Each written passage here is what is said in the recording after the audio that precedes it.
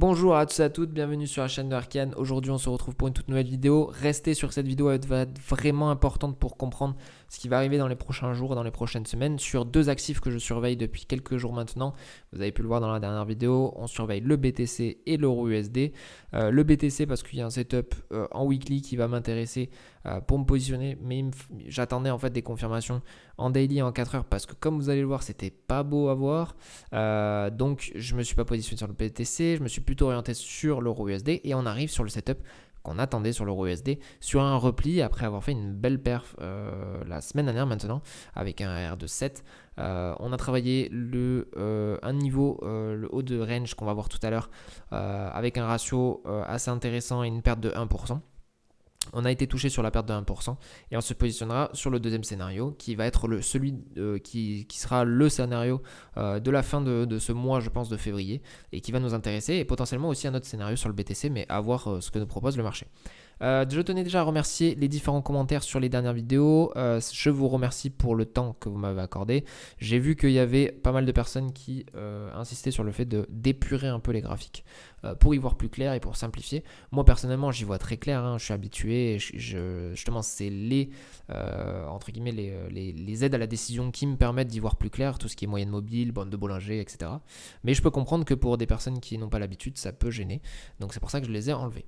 Le BTC on est en weekly ici, vous pouvez voir qu'il y a clairement un flux haussier, et donc quand il y a un flux haussier, personnellement je privilégie les achats, surtout qu'on est dans une perspective qui est plutôt intéressante. Même si, comme je vous l'ai évoqué depuis je ne sais pas combien de vidéos, nous sommes sous cette trendline ici en weekly qui est les derniers ATH. Et donc forcément on est en train de latéraliser en dessous. Pardon.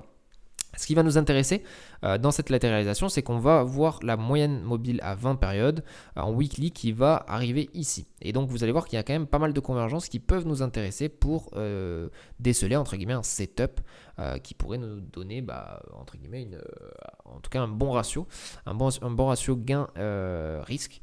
Donc on va le voir en descendant les unités de temps. En daily, alors je l'ai épuré, hein, c'est que des moyennes mobiles. Il faut savoir que moi je préfère garder tout ça, mais après ça dépend de chacun. Dans l'idée, on a toujours la latéralisation qu'on voyait en weekly. On a une trendline ici que j'ai mis en rouge parce que pour moi elle est importante vu qu'on a eu quand même des beaux signaux dessus, des beaux signaux d'achat ici, des beaux signaux d'achat ici. Là on a coulissé en dessous et on va voir en H4, c'est là où on y voit le plus clair. Mais ici en daily, on va voir qu'il y a quand même des prises de liquidité à faire potentiellement dans cette zone des 89 000 où se trouve la moyenne mobile à 20 périodes en weekly. Donc voilà, ça ne m'étonnerait pas qu'on arrive ici. En tout cas, c'est ici que je commencerai à travailler le BTC si on y arrive. En 4 heures, on va descendre. On avait un range qui commençait à durer d'ailleurs depuis début février, donc le 5 février, jusqu'au 18, où on a un range H4 où à chaque fois qu'on sortait, on réintégrait. On a eu des prises de liquidité un peu partout. Donc pour ceux qui étaient en intraday et qui travaillaient ce range-là, ils sont gagnants. Hein, mais comme vous le voyez, à chaque fois qu'on touche le bas de range ou le haut de range, il commence à s'affaiblir et là on commence à sortir par le bas. Donc on sort par le bas. Moi personnellement, c'est ce qui me paraît le plus logique. Pourquoi ? Parce qu'on resterait dans un scénario où latéralisation, on vient chercher plus bas pour ensuite repartir plus haut. Parce qu'on vient prendre des liquidités, on vient prendre un peu plus de force, un peu plus d'élan haussier pour repartir à la hausse par la suite. On a une zone de convergence avec un support daily, la trendline, mais ça ne suffit pas à mon avis. Il faudrait plutôt réintégrer cette trendline là, prendre toutes les liquidités qu'on a ici, venir chercher, il me semble qu'il y avait un OB ici, non il n'y avait pas, bon. Dans tous les cas, peut-être sortir aussi de ce range daily, potentiellement le réintégrer sur une clôture. Et dès lors qu'on aura une réintégration, donc vraiment une manipulation assez importante ici, et une réintégration là, on aura beaucoup de signaux acheteurs. C'est-à-dire qu'on reprendra cette trendline là, on reprendra le support daily, potentiellement on reprendra ce support H4. Bon, on essayera de se positionner avant quand même. Mais dans l'idée c'est ça. Et donc en fait on chercherait un setup ici, donc dans cette zone-là, sur des unités de temps peut-être inférieures aux 4 heures et au daily, peut-être en H1 par exemple. Voilà, donc on essaierait de choper quelque chose dans cette zone-là. Et ça va être à surveiller. Alors, bien sûr que le flux en horaire et en daily, alors en daily, il est plutôt neutre le flux, même si là on commence à avoir quand même un flux assez notable, ça reste neutre, hein, comme vous pouvez voir, on fait juste haut de range à bas de range. Mais en 4 heures, c'est vrai que bon, on reste quand même sur voilà, une tendance plutôt baissière. Donc il va falloir des signaux dans ces horaires-là, entre guillemets, entre H1 et H4 pour se positionner avec une invalidation claire, quoi. Sinon, on rentre un peu avec les yeux fermés. Mais typiquement sur les 89 000, personnellement, ce sera une zone que je souhaiterais défendre sur des unités de temps daily, weekly. Donc je descendrai sur du H4 ou du H1 pour me positionner. Voilà. On a fini le premier actif, on est à 5 minutes, donc c'est très bien. On va essayer de tourner autour des 10 minutes pour la vidéo. Et ensuite, on va voir sur l'euro USD. L'euro USD, on repart en semaine pour vraiment y voir clair. Alors là, par contre, j'ai un peu toutes les moyennes mobiles et tout. Je vais vous les enlever. Comme ça, vous allez y voir plus clair. Hop. Allez, on n'est pas trop mal. Donc là, comme je le répète souvent, ici, on avait un range en weekly. On est sorti de ce range-là, on est venu chercher les 0,618 de toute cette hausse-là. Pour moi, c'est des signaux qui sont assez importants et surtout un setup qui m'intéresse. Un peu comme ce qu'on attend sur le BTC, hein, au final, un range sorti par le bas, réintégration. Donc dans l'idée, c'est ce qu'on recherche, hein, c'est ce qu'on recherche. Ici, on a eu quand même pas mal de bougies impulsives qui nous indiquent que voilà, ce niveau est attendu par les investisseurs. En daily, on est dans une sorte de latéralisation maintenant parce qu'on fait bas de range, haut de range. On a eu des belles bougies, on a eu une belle reprise, on a fait ce trade là qui était très intéressant puisque quand on descend en 4 heures, on avait quand même une sorte de canal baissier qu'on a cassé. On est venu pullbacker dessus, on est reparti. Alors moi je suis pas rentré là hein, parce qu'en réalité on aurait pu. Il y avait une prise d'équité, il y avait pas mal de choses qui amenaient à penser que c'était un bon point en tout cas niveau risque, enfin ratio gain-risque.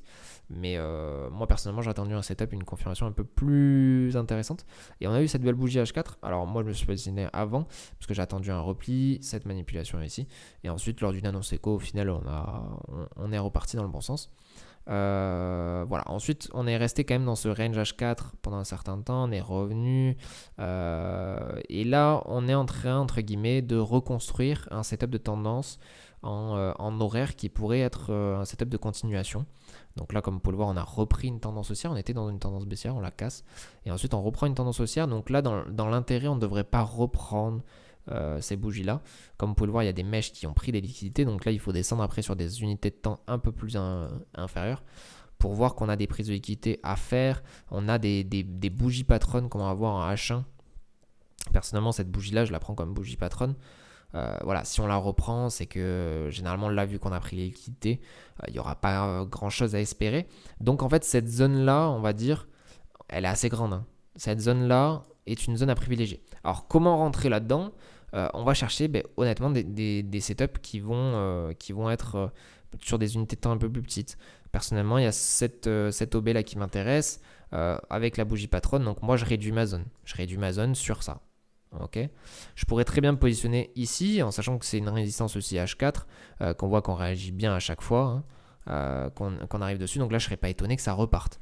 Mais voilà, moi je suis pas forcément dans cette optique là. Je sais que par exemple en 4 heures on a les bandes de Bollinger qui sont fermées ici. J'aurais tendance à dire qu'on va venir les chercher pour repartir.